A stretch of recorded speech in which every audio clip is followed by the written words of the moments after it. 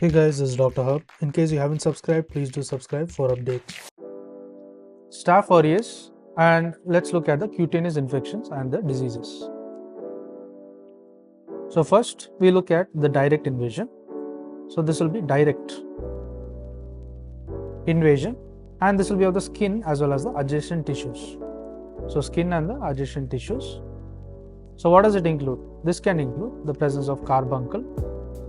So there may be carbuncle, there may be S. thyma. Then there is folliculitis. Then comes furunculosis, impetigo, as well as the psychosis. This is all the direct infection of the skin.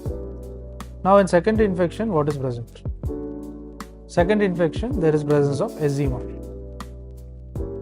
Presence of eczema, there is infestations as well as the presence of the ulcers.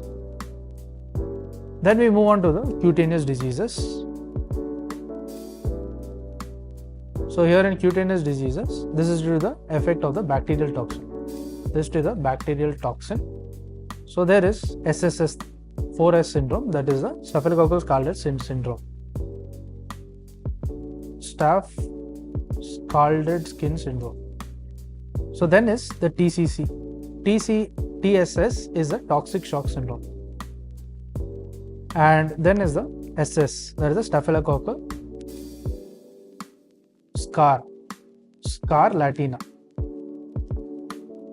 Then comes the recurrent toxin mediated perineal erythema. So there is a recurrent toxin mediated perineal erythema.